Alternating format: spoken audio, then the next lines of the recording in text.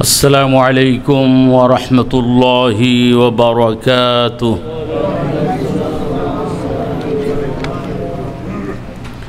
نحمده ونستعينه ونستغفره ونؤمن به ونتوكل عليه ونعوذ بالله من شرور أنفسنا ومن سيئات أعمالنا.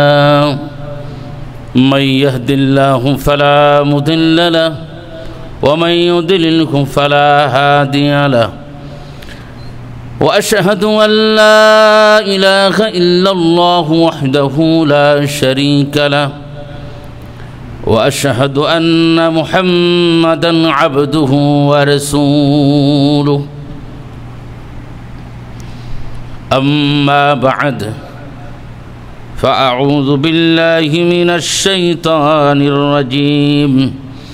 بسم الله الرحمن الرحيم. من يطيع الرسول فقد أطاع الله ومن تولى فما أرسلناك عليهم حفيظا. اللهم صل على سيدنا مولانا محمد وعلى آل سيدنا مولانا محمد. اللهم صل على سيدنا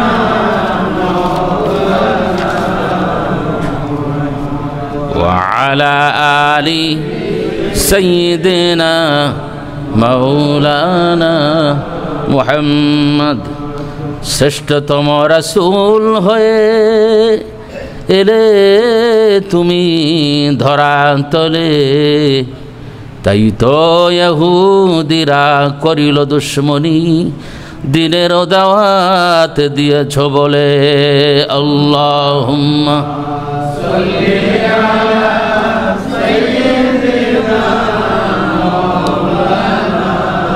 মুহাম্মদ ওয়া আলা আলি সাইয়্যিদিনা মাওলানা মুহাম্মদ। কোথা আবু বকর, কোথা ওমর, কোথা ওসমান, হে আলী, তোমাদের বিহনে আজিকার সেলাম মদিনার বুকে যাই গো চলি। আল্লাহুম্মা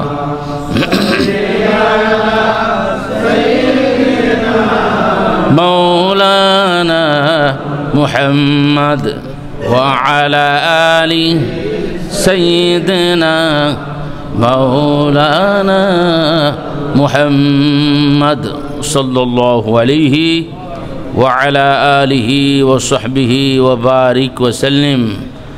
আল্লাহ তাআলা দরবারে হাজার লাখ কোটি শুকর সুজুদ। আল্লাহ জাল্লা আলা আমাদেরকে তার বন্দেগীর জন্য চুজ করেছেন। কয়েক জুমা ধরেই আমরা উসওয়াতুন হাসানা, নবী করিম সাল্লামের কিছু খাসায়েস, স্পেশাল কোয়ালিটিস সম্পর্কে আমরা কথা বলছি এবং শুনছি। আল্লাহ তাআলা আমাদেরকে যা তৌফিক দিচ্ছেন। কোরআনের পরে যেই কিতাব বা যেই স্টেটমেন্টের মর্যাদা, সেটা হলো নবী করিম সাল্লামের সিরাত এবং আল আহাদিসুন নবওয়িয়া। নবী করিম সাল্লামের পবিত্র হাদিসসমূহ আল্লাহর কোরআনের পরের স্থান। আলহামদুলিল্লাহ পড়ি। আল্লাহর পরে যার স্থান, আল্লাহর পরে তার হাবিব রসুলের স্থান, ঠিক তেমনি কোরআনের পরে হাদিসের স্থান। আলহামদুলিল্লাহ পড়ি।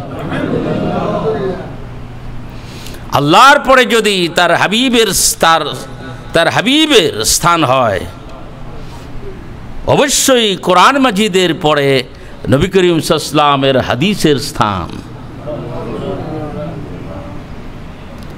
আল্লাহর জমিনে কি আল্লাহর আসমানে কি আল্লাহর সৃষ্টিতে কি দেখা কি অদেখায় আল্লাহ তাআলা রুবুবিয়্যত, আল্লাহ তাআলার যেই বরত্ব, শ্রেষ্ঠত্ব এবং মালিকত্ব যত দূর পর্যন্ত পৌঁছে গেছে, নবী করিম সাল্লাল্লাহু আলাইহি সাল্লামের রিসালাত নবুয়ত ঠিক তত দূর পর্যন্ত পৌঁছে গেছে।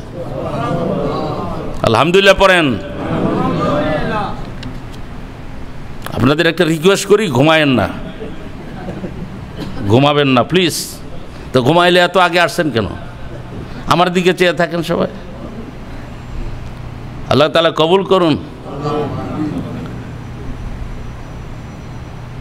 কি বলছিলাম? আল্লাহর পরে যার স্থান উনি হলেন মুহাম্মাদুর রাসূলুল্লাহ।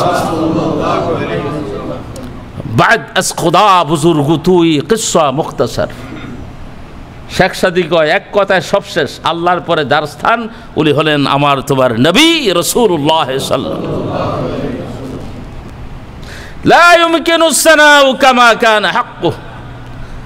পৃথিবীর কোন সৃষ্টির পক্ষে কি বক্তার পক্ষে কি অরেটরের পক্ষে কোন খতিবের পক্ষে সম্ভব নয় সেই রাসূলের কিঞ্চিত মাত্র প্রশংসা করে শেষ করা। আল্লাহর কালাম যেমন এর তাফসীর 7 সমুদ্র 13 নদীর পানি যদি কালি হয়, সমস্ত জিন ও ইনসান এবং যদি রাইটার হয়, সমস্ত বৃক্ষর শাখা প্রশাখাকে যদি কলম বানানো হয়, তারপরে যেমন আল্লাহ তাআলার একটা কোরআনের অক্ষরের তাফসীর লেখা শেষ করা যাবে না, ঠিক তদ্রূপ নবী করিম সাল্লাল্লাহু আলাইহি ওয়াসাল্লামের তার পবিত্র সিরাত থেকেও, সিরাত দরিয়া থেকে, তার সমুদ্র থেকে কিঞ্চিত পরিমাণ ফোঁটা পরিমাণ বলে কয়ে শেষ করতে পারবে না। আল্লাহ তাআলা আমাদের কবুল করুন। বলছে কেন? যে উম্মতে মুহাম্মদী হতে পেরেছি, এটা এই জন্য আমাদেরকে কবুল করুন। আমাদেরকে জাহান্নামের ভয় দেখানো হয়েছে। আল্লাহ নবীকে আল্লাহ তাআলা বশীর এবং নজির করে পৃথিবীতে প্রেরণ করেছেন। বশীর মানে হলেন যিনি জান্নাতের সুসংবাদ দেন, আর নজির তিনি হলেন যিনি জাহান্নামের ভয় দেখান। জান্নাতে গেলে নবী সাল্লাল্লাহু আলাইহি ওয়াসাল্লাম খুব খুশি আমাদের প্রতি, জাহান্নামে গেলে নবী সাল্লাল্লাহু আলাইহি ওয়াসাল্লাম আমাদের ব্যথায় বড় ব্যথাতুর এবং মর্মাহত। পৃথিবীর সমস্ত নবী আম্বিয়াদেরকে তার উম্মত সম্পর্কে জাহান্নামে কেড়ে গেল এই জন্য প্রশ্ন করা হবে। সমস্ত নবী আম্বিয়াদেরকে ভালো করে শুনি, পৃথিবীর পূর্বেকার সমস্ত নবী আম্বিয়াদেরকে তার উম্মতগণেরা জাহান্নামে কি কারণে গেল তাদেরকে প্রশ্ন করা হবে। কিন্তু আমার তোমার নবীকে আল্লাহ তাআলা তার সম্মানের কারণে তাকে প্রশ্ন করা হবে না। সে আয়াতে কারিমা দিয়ে আজকে শুরু করেছি। আল্লাহ তাআলা বলেন, আল্লাহ তাআলা কালামে হাকিমের মধ্যে বলেন, সূরাতুন নিসার 80 নম্বর আয়াতে কারিমা আল্লাহ তাআলা বলেন, তার হাবিবের শান বলেন, মাইয়ুতির রাসূল ফাকাদ আতা আল্লাহ ওয়া মান তাওয়াল্লা ফামা আরসালনাকা আলাইহিম হাফিজা। আল্লাহ তাআলা বলেন, যারা রাসূলের ইতাআত করলো অবশ্যই অবশ্যই তারা যেন আল্লাহ তাআলার ইতাআত করে নিল।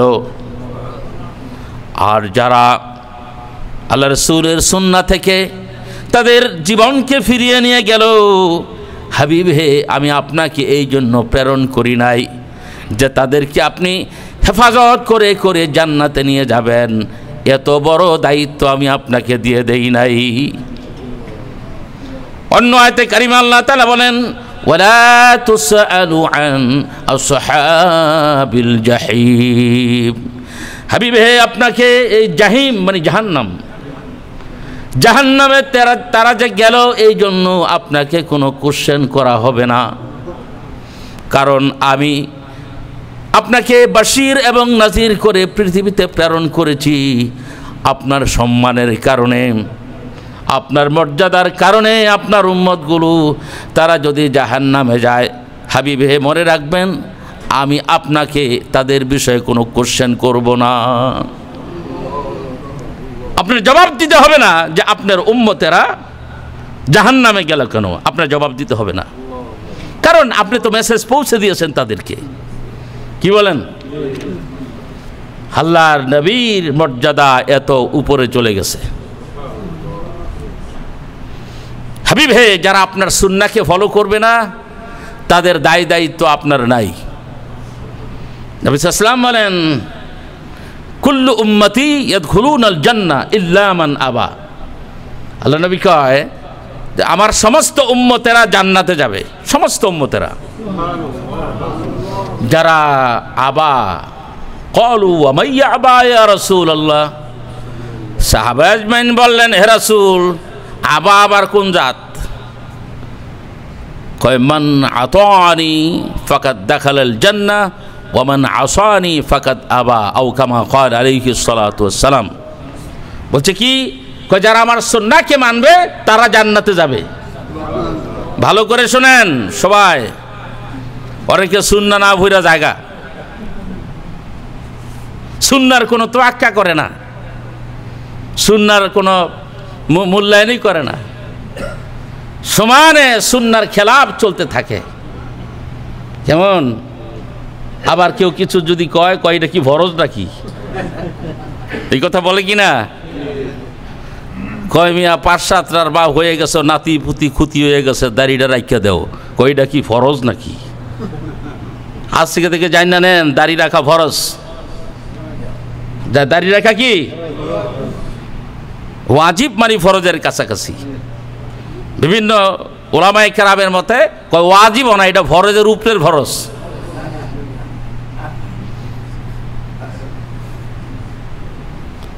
সম্মানিত বন্ধুগণ, সুন্নাহকে যারা মানবে না তাদের উপায় নাই। আল্লাহ তাআলা বারবার কালামে হাকিমে তার সুন্নাহকে মানার জন্য তাকিদ করেছেন।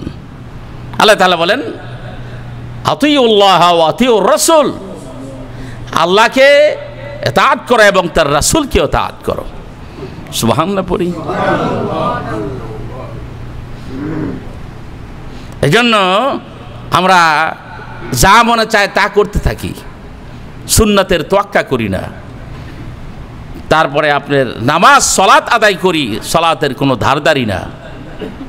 সালাত রাসূল সাল্লাল্লাহু আলাইহি ওয়াসাল্লাম যেইভাবে শিক্ষা দিয়েছেন সেইভাবে কারো কাছে গিয়ে, যিনি আমার ইমাম, যিনি আমার স্কলার, যিনি আমার বয়োবৃদ্ধ, যিনি একটু এক্সপার্ট, তার কাছে গিয়েও তো 2 রাকাত সালাত শিখতে পারি। কি কন? এই দেশ হলো ফ্রিডম দেশ, এই জন্য যার মনে চায় যা তা করে, যার যা মনে চায় তা খায়, যার মনে যা চায় তা করতে থাকে, বুঝেন না? আবার নিজের ইচ্ছাতে কিছু করলে আবার ছোটো কইরা দেয় কিনা, এই ডরেও আবার অনেক কিছু কয় না। কিন্তু আপনি মনে রাখবেন, ধর্মের সাথে আপনার এদেশের ফ্রিডম, ইন্ডিপেন্ডেন্সকে তুলনা করবেন না, তাইলে দুই এবং আখিরাত বরবাদ হয়ে যাবে। রাসূলের সুন্নাহকে যারা অবমূল্যায়ন করে, সুন্নাহকে যারা রেসপেক্ট করতে পারলো না, মনে রাখতে হবে কিয়ামতের ময়দানে রাসূলের কিনারে যাওয়ার তোমার সুযোগ হবে না।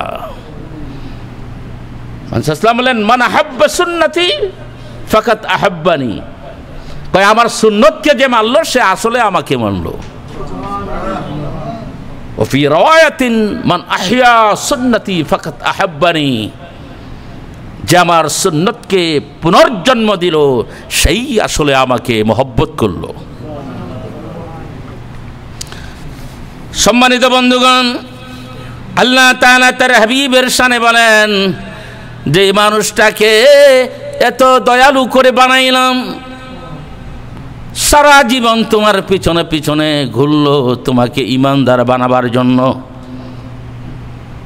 তোমার ব্যথায় অস্থির হয়ে পেটের মধ্যে পাথর বেঁধেছে, কাফের মুশরিকদের বিরুদ্ধে, ইহুদি খ্রিস্টানদের বিরুদ্ধে কম্প্রোমাইজ করে নাই। সেই মানুষের সুন্নাহকে তুমি আজকে পালন করো না। আল্লাহর হাবিব বলেন যারা আমাকে মহব্বত করলো এর মানে হলো আমি রাসূলের সুন্নাহকে মানলো। সুবহানাল্লাহ পড়ি। আল্লাহ তাআলা বলেন, দুনিয়ার মানুষেরা আমার হাবিব হলেন এমন এক মানুষ, তোমাদের মতোই মানুষ। সুবহানাল্লাহ। এটা স্বীকার করতে হবে প্রথম, যিনি আমাদের মতোই মানুষের মধ্য থেকে পৃথিবীতে আসছে। কেমন?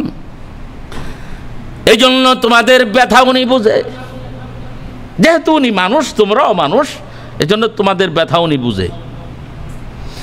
তোমরা মানুষ, আল্লাহর হাবিবকে আল্লাহ তাআলা শ্রেষ্ঠ মানুষ হিসাবে পৃথিবীতে প্রেরণ করেছেন।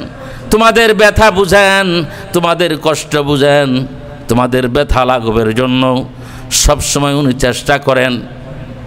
ওয়াকানা মুতাওয়াসিলুল আহজান ওয়া দাইমুল ফিকরা। তাফসীরে আসছে, হাদিসের মধ্যে আসছে, নবী করিম সাল্লাল্লাহু আলাইহি ওয়াসাল্লামের সব সময় কপাল মোবারকের মধ্যে ঘাম থাকতো, একটুখানি কিঞ্চিত পরিমাণ একটুখানি ঘর্মাক্ত থাকতো। সাহাবীরা ডেকে বলে, ইয়া রাসূলুল্লাহ, প্রচণ্ড শীত, তারপরও আপনার কপালের মধ্যে ঘাম, আপনার কপাল মোবারকের মধ্যে একটুখানি ঘাম সিক্ত। আল্লাহর হাবিব ডেকে বলেন, সাহাবীরে আমার, অনাগত ভবিষ্যৎ নিয়ে আমার উম্মতদেরকে নিয়ে আমি চিন্তা করি, আমার উম্মতের চিন্তায় আমি ঘেমে যাই। এই হলো ইমানদারদের বিষয়। আল্লাহ তাআলা কালামে হাকিমের মধ্যে বলেন, হাবিব হে, গোটা সৃষ্টির জন্য আমি আপনাকে রাহমাতুল লিল করে প্রেরণ করেছি। আপনি তো জানেন কাফের মুশরিকেরা তারা অবধারিত, তারা জাহান্নামে যাবে। বলে হ্যাঁ। আল্লাহর হাবিব তাদের চিন্তায়, কাফের মুশরিকদের চিন্তায় পেরেশান। আল্লাহু আকবার। কোরআনের বারবার বহু জায়গায় আল্লাহ তাআলা এই সম্পর্কে বলেছেন, ফালা আল্লাকা বাকিউন নাফসাক। হাবিব হে, কাফের মুশরিকদের চিন্তায় মনে হয় আপনার প্রাণ চলে যাবে, আপনি মনে হয় মারা যাবেন, কিন্তু তারা তো আপনার সাথে দুশ্মনী করে। কাফের মুশরিকদের চিন্তা যা তারা জাহান্নামে যাবে, আর তারা আপনার বিরুদ্ধে দুশ্মনী করে। আল্লাহু আকবার। আল্লাহ তাআলা বলেন, লাকাদ জাআকুম রাসূলুম মিন আনফুসিকুম আজিজুন আলাইহি মা আনিতুম হারিসুন আলাইকুম বিল মুমিনিনা রাউফুর রহিম। সবাই পারি এটা না? আল্লাহু আকবার। হাবিব হে, you have come certainly from among yourself. আপনি এদের থেকে বা তোমাদের থেকে উনি আসছে। আয়েশা কি করছে? আজিজুন আলাইহি মা আনিতুম হারিস। কয় তোমাদের যে দুঃখ বেদনা ক্লেশ যত কিছু আছে, তুমগো যত কষ্ট হয় এর চেয়ে বেশি কষ্ট আল্লাহর রাসূলের নিজের। কয় একজনে ব্যথায় ব্যথিত, একজনে ক্ষুধার্ত, তোমার যত কষ্ট কয় এর চেয়ে বেশি কষ্ট আল্লাহর রাসূলের। আল্লাহ তাআলা ডেকে বলেন, আন-নাবিয়্যু আওলা বিল মুমিনিনা মিন আনফুসিহিম। কারণ নবী হলেন উনি এমন এক জিনিস যে মুমিনদের তাদের নিজের জান থেকে আল্লাহর নবী তাদের কাছে। সুবহানাল্লাহ পড়েন। বুঝতে পারছেন নি কথাটা? যে আন-নাবিয়্যু আওলা বিল মুমিনিনা, যারা ঈমানদার তাদের যে জান প্রাণ আছে না, আমাদের যে জান, আমাদের যে প্রাণ, আমাদের কত কাছের, আমাদের জানের চেয়ে কাছের কিছু থাকতে পারে? আল্লাহ তাআলা কোন যে নবী হলেন তোমাদের জানের চেয়ে আরো বেশি কাছের। তাহলে আমাদের জান, আমাদের প্রাণ যদি আমাদের কোনো কারণে কষ্ট পাই, আমরা প্রাণ থাকার জন্য তো কষ্ট পাই, তা আল্লাহ তাআলা বলেন যে আমার হাবিব তোমার এত কাছে, তুমি যদ্দূর কষ্ট পাও তোমার চেয়ে বেশি আমার রাসূল কষ্ট পায়।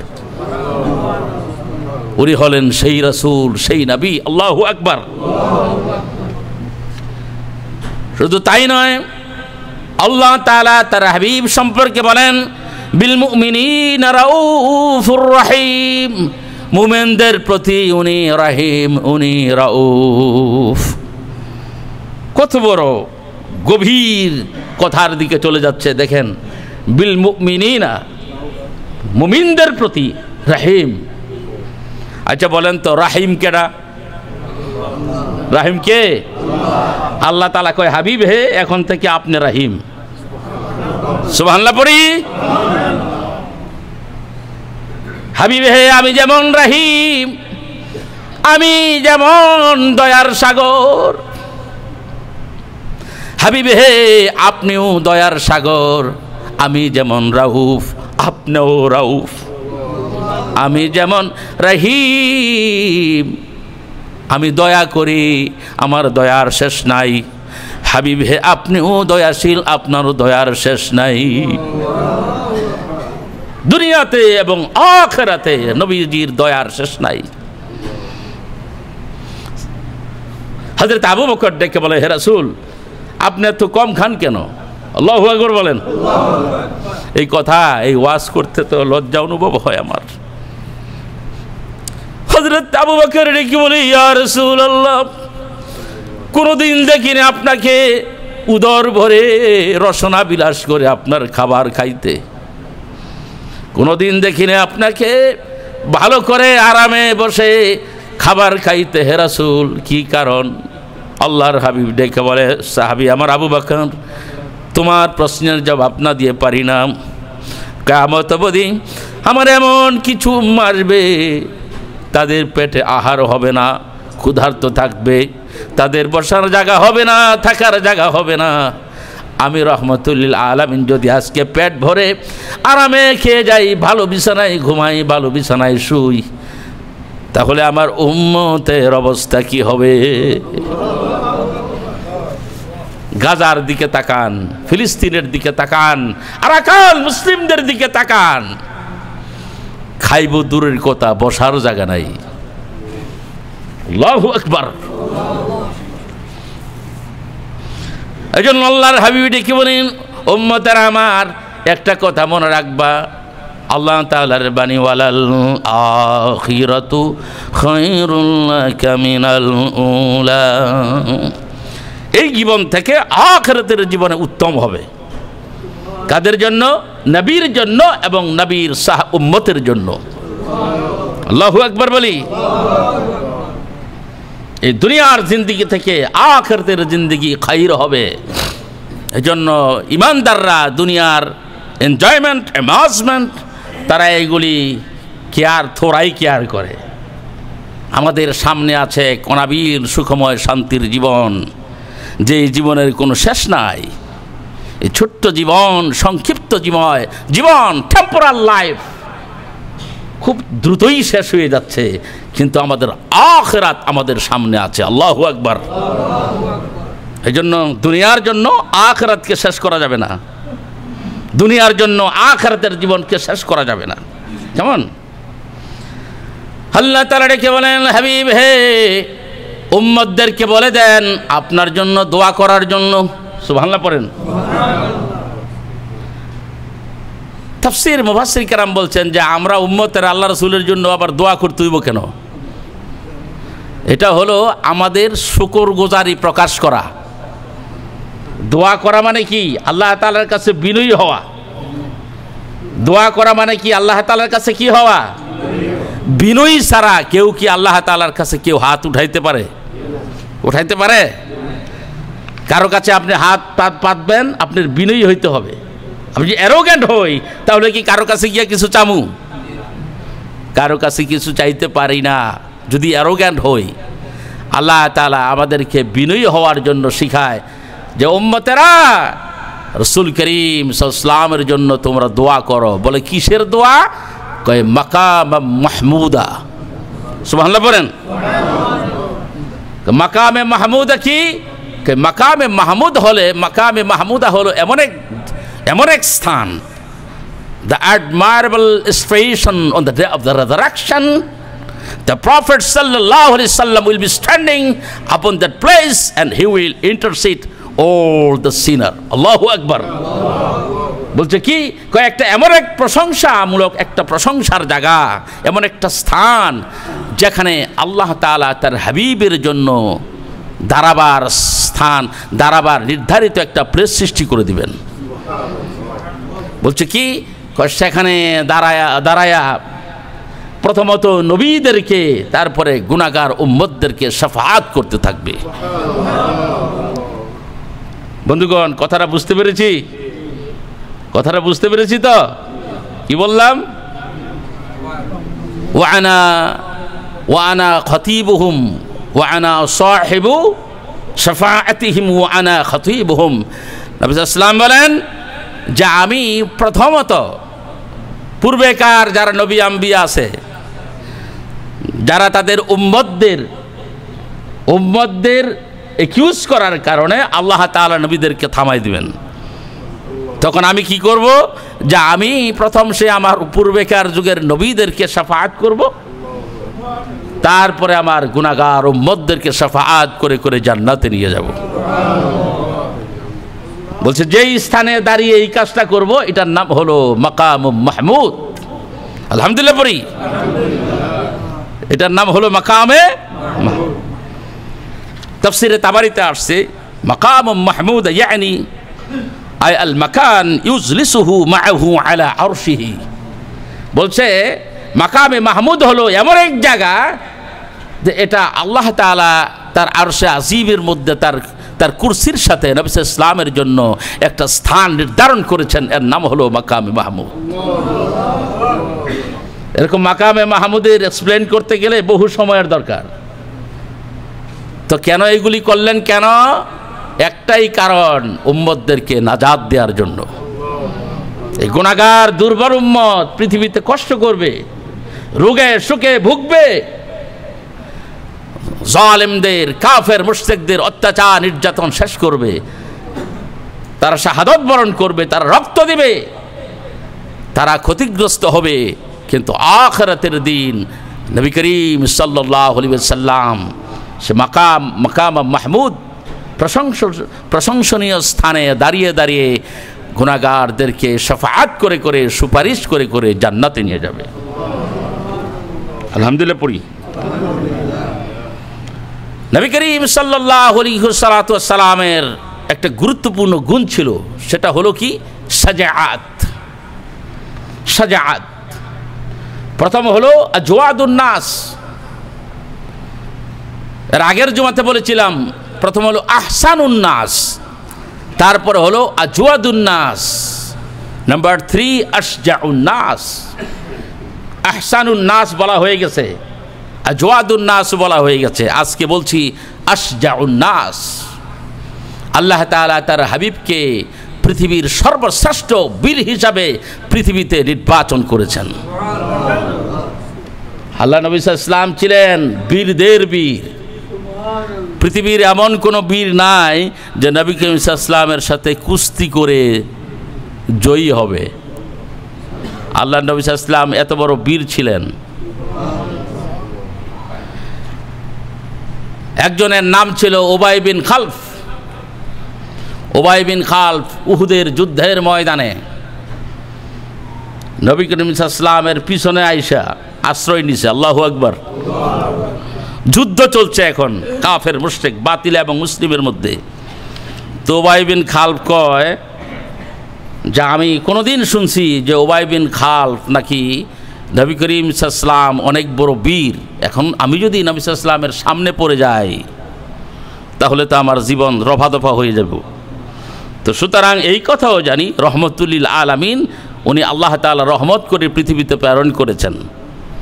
যদিও যুদ্ধের ময়দান, কিন্তু নবী করিম সাল্লাল্লাহু আলাইহি ওয়াসাল্লামের পিছনে গিয়ে যদি আমি একটু দাঁড়াই, আমি উবাই বিন খালফের বিশ্বাস রহমতুল্লিল আলামিন আমাকে মারবে না, আমাকে নাজেহাল করবে না, উনি আমার প্রতি দয়ার এবং রহমের দৃষ্টি দিবেন। আল্লাহু আকবার। একদম কাফির একটা মুশরিকের তার কি চিন্তা নবী সাল্লাল্লাহু আলাইহি ওয়াসাল্লামের সম্পর্কে।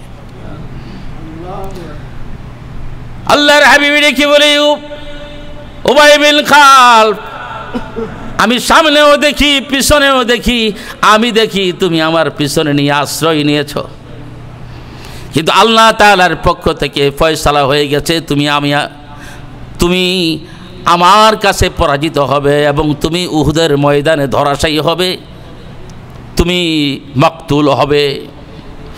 তবে উবাই বিন খালফ রে, আমার তরবারি তোমার ঘাড়ের মধ্যে চড়বে না, আমি আমার তরবারি দিয়ে তোমাকে আঘাত করব না। যেহেতু আল্লাহ তাআলার ফয়সালা উবাই বিন খালফ, উহুদের ময়দানে তোমার মৃত্যু হবে, আমি তোমাকে একটি মায়ার স্পন্দন তোমার ঘাড়ে শুধু একটুখানি টাচ করব। সিরাতের কিতাবের মধ্যে আসছে রাহমাতুল লিল আলামিন তার আঙ্গুল দিয়ে অথবা তার তরবারি দিয়া উবাই বিন খালফের গর্দানের মধ্যে জাররা পরিমাণ টাচ করলেন, সাথে সাথে উবাই বিন খালফ উহুদের ময়দানে পড়ে মারা গেছেন। আল্লাহ নবী কত বড় বীর ছিলেন, সুবহানাল্লাহ। রুকানার নাম শুনছি তো, শুনলেও ভুলে গেছেন। গিরি সংকটে দুই পাহাড়ের চিপায় একদিন নবী সাল্লাল্লাহু আলাইহি ওয়াসাল্লামের সাথে দেখা। আল্লাহ নবী কয়, রোকানা আর কত শিরকের মধ্যে থাকবে, আর কত জাহেলিয়াতের মধ্যে থাকবা। কয় কি করতে পারি? কয় তুমি দ্বীন ইসলাম গ্রহণ করো, কালিমার ঝান্ডার নিচে আসো। রোকানা ডেকে বলে, মুহাম্মদ আমিন, তুমি ভালো মানুষ আমি জানি, কিন্তু আমি যে সবচেয়ে বড় পাহলোয়ান, আমি যে সবচেয়ে বড় বীর তুমি তো জানো। বলে হ্যাঁ জানি। কয় বীরদের ধর্ম বীরে সিনে বীর, পীরে সিনে বীর, এই তো ফিরে ফিরে রে সিনে, বীরে বীরে রে সিনে, তাই না? বীরদের ধর্ম অন্য কোনো বীর যদি পরাজিত করে তাহলে তার কাছে কি হয়? পরাজয় স্বীকার করে। অন্য বীর যদি অন্য কাউকে নেস্তেরাবুত করে তাহলে সে নতি স্বীকার করে। আমি রোকানা আরবের সবচেয়ে বড় পাহলোয়ান, এত বড় বীর। তুমি তো ইতিম মুহাম্মদ আমিন, আরবের সম্ভ্রান্ত কুরেশ বংশের মানুষ। লোকে বলে তুমি নাকি নবী হয়েছ, কিন্তু তুমি তো আর বীর নও। আল্লাহর হাবিব ডেকে বলে, রোকানা রে, তোমার কি মনে চায় আমার সাথে কুস্তি করতে? রোকানাই কয়, এটা কি সম্ভব? তুমি আমার সাথে কুস্তি করবা? কয় কুস্তি করবা না, তোমার কি মনে চায়? বলে হ। কয় বাড়িতে গিয়া তোমার বেগমের কাছ থেকে একটু বিদায় আদায় লই আইও। রোকানাই কয়, রোকানা রেখে বলে, মুহাম্মদ আমিন, আমার মার উদর থেকে পৃথিবীতে প্রসব করার পরে আমার বুককে নিচের দিকে কেউ শোয়াইতে পারে নাই। এটা লজ্জার বিষয়, আমি তোমার সাথে কুস্তি করব। আল্লাহর হাবিব ডেকে বলে, রোকানা রে, দেরি করো না, এখনই আমি তোমার সাথে মল্লযুদ্ধে নেমে যাব। এখনই তোমার সাথে আমি কুস্তি নেমে যাব, কুস্তিগির। আল্লাহর হাবিব ডেকে বলে, রোকানা, তুমি কি আমাকে আগে ধরবা না আমি তোমাকে ধরব? আল্লাহর হাবিব ডেকে বলে, রোকানা, তুমি আমার আগে ধরো। আল্লাহর হাবিব কয়, এরা নবীদের বৈশিষ্ট্য নয় যে আগে ধরবে, তুমি আমার আগে ধরো। আল্লাহু আকবার। হযরতে মূসা আলাইহিস সালাতু সালামের সাথে ফেরাউনের জাদুগিররা আসছিল প্রতিযোগিতা করতে, সাপ লইয়া। ফেরাউন মিশরের সমস্ত যত সাপুরে আসে, জাদুগির আছে, এগুলো ডাইকে আনছে। বলছে কি? কয় মূসা বলি আলাইহিস সালাতু ওয়াসসালাম, কয়েক বড় জাদুগির, কয় লাঠি ছেড়ে দিলে সাপ হয়ে যায়। আল্লাহু আকবার। কয় বড় জাদুগির, কয় জাদুগিরের সাথে জাদুগির, সমস্ত জাদুগির আনছে আয়সা হযরত মূসা আলাইহিস সালামের সাথে প্রতিযোগিতা করবে সাপের। আচ্ছা বলেন, হযরত মূসা আলাইহিস সালাম কি সাপুরে? নবী। মিশরের সমস্ত বড় বড় জাদুগিররা দেখ বলে, মূসা, তুমি আসছো আমাদের সাথে প্রতিযোগিতা করার জন্য, তোমার জাদু আগে দেখাও। হযরতে মূসা কালিম ডেকে বলে, নবীদের কোনো স্বভাব এটা নয়, নবীরা কোনোদিন আগে প্রতিযোগিতায় হাত বাড়ায় না, তোমরাই আগে তোমাদের হাত বাড়াও। আল্লাহু আকবার। আল্লাহ তাআলা ডেকে বলে, মূসা, আপনি হাত বাড়াবেন না, তাদের হাত বাড়াইতে দেন। জাদুগিররা ডেকে বলি, মূসা, যদি আপনি নবী হন তাহলে তো আমরা আপনার কাছে, আপনার সাথে আমাদের জাদুবিদ্যা শেষ হয়ে যাবে। ভিতর থেকে একটুখানি একটু সম্মান উদয় হয়েছে আর কি, কিঞ্চিত পরিমাণ। সুবহানাল্লাহ পড়েন। নবীদের প্রতি ইহসান, নবীদের প্রতি দয়া, দরদ, মোহব্বত কারে কয়? ভালো করে শোনেন। নবীদের প্রতি দয়া, রেসপেক্ট হইলে কি হয় একটু ভালো করে শোনেন। হযরতে মুসা কালিম ডেকে বলে, নবীরা কোনো দিন আগে কিছু করে না, তোমরা আগে করো। এবার জাদুগিররা ডেকে বলে, মুসা আমরা আপনাকে সম্মান করছি, আপনি আগে যা করার করেন। হযরতে মুসা নবী ডেকে বলি, পারমিশন দিলাম, তোমরা আগে করো। সমস্ত জাদুগিররা তাদের সমস্ত জাদুবিদ্যার ম্যাজিকের যত টুলস আছে, দড়ি মড়ি, খুন্তা কোদাল আছে না, এগুলি সব সারছে। সাপসে মতো মনে করেন বড় বড় সাপ, এগুলি কিলবিল শুরু করছে। হযরতে মুসা আলাইহিস সালাম আস্তে করে হাতের লাঠি ছেড়ে দিলেন। ছেড়ে দেওয়ার পর হযরতে মুসা আলাইহিস সালামের হাতের লাঠি সাপ হইয়া সমস্ত জাদুগিরদের সমস্ত সাপ গিল্লা ফালাইছে। জাদুগিররা বুঝার বাহিনায় যে এটা জাদু না, এটা অন্য হিসাব। আল্লাহ তাআলা কালাম হাকিমের মধ্যে বলেন, ওয়াউলকিয়াস সাহারাতু সাজিদিন। জাদুগররা যখন দেখলো একটা সামান্য একটা মাত্র লাঠি মুসা আলাইহিস সালাম ছেড়ে দেওয়ার পরে সমস্ত সর্পগুলোকে লাঠিয়ে গিলে ফেললো। বোঝা গেছে এটা কোনো দুনিয়াবি শক্তি নয়, এটা আসমানি শক্তি। জাদুগিররা সেজদায় পড়ে হযরতে মুসা নবীর কাছে কালিমা পড়ে মুসলমান হয়ে গেল। এটা রেসপেক্টের কারণে যে জাদুগিররা সবাই মুসলমান হয়ে গেল।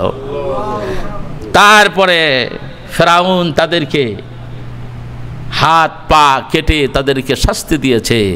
কিন্তু জাদুগিররা বলল, তোমরা আমাদেরকে যতই জানে প্রাণে মারো, সেই এক মুসা এবং হারুনের রবের প্রতি ঈমান এনেছি, সেই ঈমান ছাড়ব না। সুবহানাল্লাহ।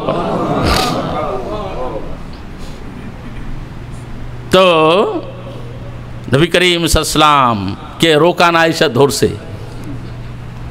নবী করিম সাল্লাল্লাহু আলাইহি ওয়াসাল্লাম তার পবিত্র ডান হস্তের শাহাদাত অঙ্গুলি রোকানার বুকের মধ্যে শুধুমাত্র একটু খালি টাচ করছেন। সাথে সাথে রোকানার খারাতে শুইয়া মানে চিৎকার করতেছে আর বলতেছে, মুহাম্মদ আমিন, এটা কোনো দুনিয়াবি শক্তি নয়, অবশ্যই তুমি আল্লাহর নবী। কিন্তু সিরাতের মধ্যে আসছে সে মুসলমান হয়েছে কিনা সেটা সন্দেহ। ইসলাম গ্রহণ করা, কালেমা গ্রহণ করা, এটা ঈমানের বিষয়। আল্লাহু আকবার বলেন। এজন্য আল্লাহ সুবহানাহু ওয়া তাআলা তার হাবিবের প্রশংসা করে বলেন, ইজ তুসঈদুনা ওয়ালা তালুনা আলা আহাদিন ওয়ার রাসূলু ইয়াদউকুম ফি উখরাকুম। আল্লাহ নবীরে আমি এত বীরত্ব দিয়েছি, এই জন্য এই বীরত্ব শিখার জন্য। মুমিনরা হলেন বীর। আল্লাহর নবী সাল্লাল্লাহু আলাইহি ওয়াসাল্লাম কোনোদিন কারো কাছে তার পরাজয় স্বীকার করেন নাই, কোনোদিন না। উহুদের ময়দানে সাহাবীদের ভুলের কারণে প্রথমত মুসলমানদের বিজয় হয়। উহুদের যুদ্ধে প্রথম দিক দিয়ে বিজয় হয়। বিজয় হওয়ার পরে সাহাবীরা ভুলে গেছে আল্লাহর নবী নিষেধ করেছেন এই জায়গা থেকে তোমরা সরবা না, এটা। কিন্তু তারা ভুলে গেছে গনিমতের মাল দেখে তারা গ্রহণ করা শুরু করলো। একজনে কয় এটা আমার, একজনে কয় এটা আমার, একজনে কয় গোড়াটা আমার, একজনে কয় উটটা আমার। এইগুলি লোভেই তো খাইছে আমগো। চতুর্দিক থেকে খালিদ বিন ওয়ালিদ, আবু সুফিয়ান তখন মুসলমান হয় নাই, খালিদ বিন ওয়ালিদ তখন মুসলমান হয় নাই। অতর্কিত মুসলমানদের ভিতরে ঢুকে অতর্কিত আক্রমণ করতে লাগলো, মুসলমানদেরকে শাহাদাত বরণ করে দিল। নবী করিম সাল্লাল্লাহু আলাইহি ওয়াসাল্লামের পিঠে আঘাত করতে লাগলো। আল্লাহ নবী একা। আব্দুল্লাহ ইবনে কিমিয়া পাথর মারা শুরু করে দিল। রহমতের নবী জমিনের মধ্যে পড়ে গেল। তারপরে আব্দুল্লাহ ইবনে কিমিয়া মুখের মধ্যে পাথর মারল। আল্লাহ নবীর পবিত্র জবান শাহাদাত বরণ করলো, পবিত্র মুখ থেকে রক্ত প্রবাহিত হতে লাগলো। রহমতের নবী হাঙ্গুরি দিতে দিতে, হুমরি খেতে খেতে উহুদের কোনো গুহার মধ্যে গিয়ে আশ্রয় নিলেন। আল্লাহ নবী মানে হামাগুড়ি দিতে দিতে উহুদের কোনো গুহার ভিতরে গিয়ে আশ্রয় নিলেন। আসল কথাটা শুনেন। হযরত আবু বকর সিদ্দিক রাদিয়াল্লাহু আনহু রহমতের নবীকে খুঁজতে লাগলেন, আল্লাহ নবীরে পায় না। হযরত আলী খুঁজতে লাগলেন, পায় না। হযরত আবু উবাইদা খুঁজতে লাগলেন, পায় না। হঠাৎ করে রহমতের নবী গুহার ভিতর থেকেই সাহাবীদেরকে ডাকছেন। সুবহানাল্লাহ পড়েন। সাহাবীরা আমার, কোথায় গেলা তোমরা? তোমরা জড়ো হও। ইসলাম কোনোদিন পরাজিত হয় না রে আমার সাহাবীরা। তোমরা পুনরায় শক্তি অর্জন করো, তোমরা পুনরায় তোমরা দাঁড়িয়ে যাও, বাতিলের বিরুদ্ধে তোমরা পুনরায় যুদ্ধ শুরু করো। এই কথাটা আল্লাহ তাআলার কাছে খুব ভালো লেগেছে। আল্লাহু আকবার। একটা লম্বা কাহিনী ইনশাআল্লাহ শোনাবো আপনাদেরকে। আল্লাহ তাআলা ডেকে বলেন, জিবরাইল, আমার হাবিবের সেই কথা কি তোমার মনে আছে? বলে, কোন কথা? উহুদের গুহার মধ্যে রক্তাক্ত হয়ে, দাঁত ভেঙে, ব্যথায় অস্থির হয়েও তার বিষণ্ণ প্রায় পরাজিত সাহাবীদেরকে আল্লাহর নবী ডাকছিলেন পুনরায় জেগে ওঠার জন্য, পুনরায় দাঁড়াবার জন্য, পুনরায় আবার ইমানকে বলিয়ান করার জন্য। সুবহানাল্লাহ পড়েন। ঠিক তদ্রূপ আমাদের পুনরায় মুসলমানদের আবার পুনরায় উজ্জীবিত হতে হবে কিনা? জিবরাইল, আমার হাবিবের কাছে এই আয়াতে কারিমা নিয়ে খবর নিয়ে দাও, এটা স্মৃতি হিসাবে তুমি স্মরণাক্ষরে লিখে দাও। কালেমে হাকিমের বাণী আল্লাহ তাআলা নাযিল করে দিলেন এইভাবে, ইস তুসঈদুনা ওয়ালা তারুনা আলা আহাদিন ওয়ার রাসূলু ইয়াদউকুম ফি উখরাকুম। যখন তারা পাহাড়ের উপর দিকে দৌড়াচ্ছিল, কাফের মুশরিকদের ভয়ে তারা দৌড়াচ্ছিল, আর তারা পিছনের দিকে তাকাইতো না। তারপরে ওয়ার রাসূলু ইয়াদউকুম ফি উখরাকুম, ব্যতীত রক্তাক্ত রাসূল গুহার মধ্যে থেকে ডেকে ডেকে বলছে, তোমরা আসো, তোমরা পুনরায় আবার উজ্জীবিত হয়ে যাও। এই কাহিনী আল্লাহ তাআলা কালামে হাকিমের মধ্যে বলেন যে আমার নবী এত ব্যথা পাইল, এত রক্তাক্ত হইল শরীরের মধ্যে, সাহাবীরা এসে ঢালের মতো দাঁড়ালো। আবু উবাইদা কয় আমার পিঠের মধ্যে একটা না দুইটা না 70টা তীর ঢুকেছে। তবে রহমতুল্লিল আলামিনের গায়ে একটা তীর আঘাত হওয়ার না লাগার চেষ্টা করেছি, সাহাবীদের গুণ। তো নবী করিম সাল্লাল্লাহু আলাইহি ওয়াসাল্লামের এই যে কাহিনী থেকে আমাদেরকে শিক্ষা নিতে হবে যে যদিও আমরা আজকে আমরা নেস্তেরাবুদ হই, কিন্তু পুনরায় উঠে দাঁড়াবার সময় আসছে কিনা?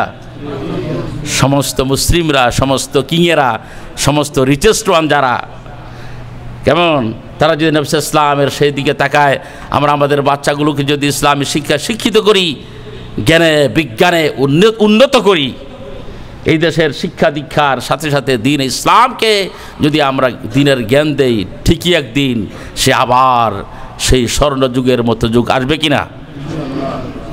একটুখানি প্ল্যান থাকতে হবে, একদিনে হয় না। আল্লাহ তাআলা আমাদেরকে তৌফিক দান করুন।